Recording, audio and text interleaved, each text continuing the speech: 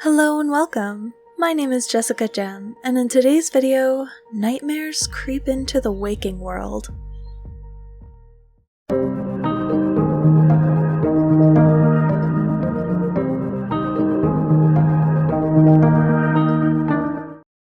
Quinn and Sachi are still not awake. After they simultaneously fell asleep, Kima watched over them for a bit, but when they didn't wake up for a while, he called for help. Quinn's father called in many favors from across the continent, desperate to try and heal them, but the clerics and paladins could do nothing as Kima watched over them, feeling powerless.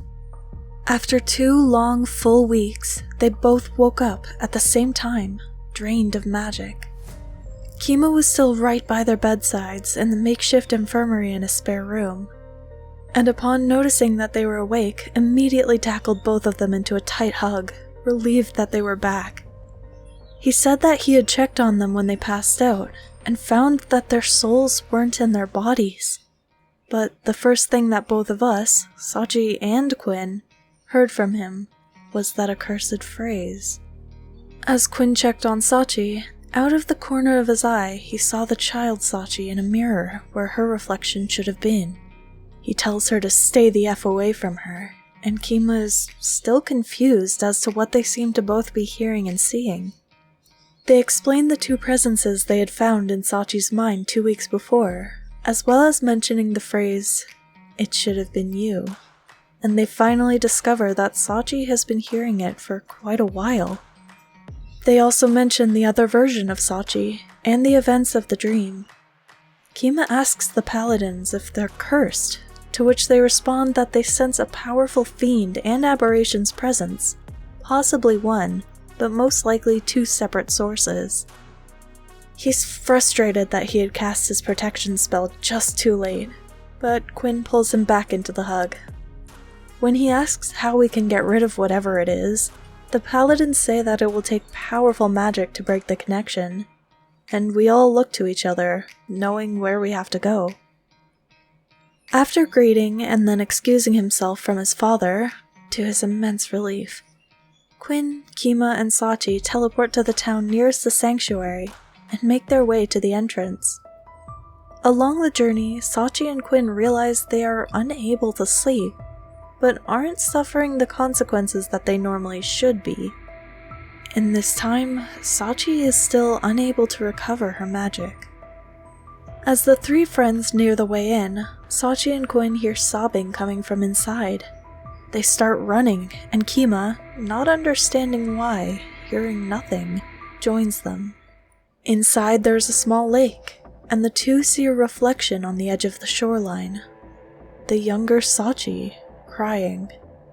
Quinn explains to Kima what they are seeing while Sachi makes her way over. The small girl notices our approach, and Sachi leans down by the water, mirroring her. Kima and Quinn don't appear to have reflections, but from Kima's view, it looks as it should. Sachi calls her own name softly, but the girl responds, "No." "Who then?" I told you it should have been you, but instead, it was me." I blink, still looking into the water, but instead of what I saw before, I see myself as an adult, with Quinn and Kima beside her. I look down at myself, but I'm still me as an adult. There's a single tear running down the face of the Sachi who is now outside of the reflection. Around me is nothing but a white void, and the lake, as if it only exists within the view of it. I press on the surface and it's solid, though I can still see the events unfolding above. Quinn is held in place, and as Kima looks at her, Sachi steps towards him. Kima tries to get between the 2 of them next to Quinn and takes a defensive stance. He tells her to snap out of it, as he baps her with the side of his sword, and then again with the pommel. He grabs her to try to stop her from casting spells, even though he thought she was unable to recover her magic since the dream, before it clicks that this must be why, as the mirror Sachi casts at him again. She had stored and kept Sachi's magic. Kima shakes off the effect and attempts another protection spell on Sachi, hoping that it'll help her break whatever hold something has on her.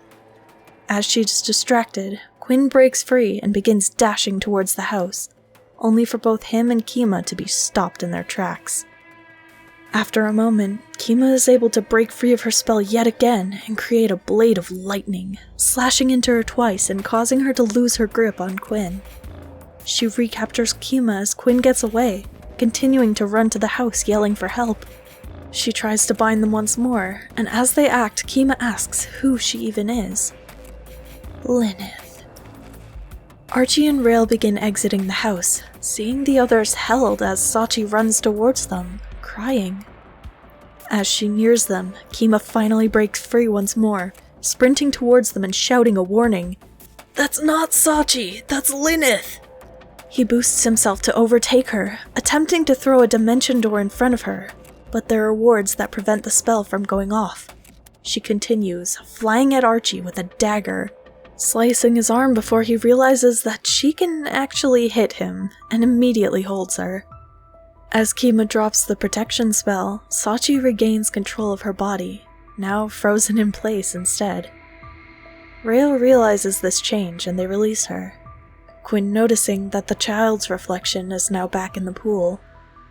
As the situation calms, they see that Rail is horrified. She tells them that Lyneth is the name that Malconthet gave Linnell. Rail tells all of them to wait inside while she goes to contact her other daughter.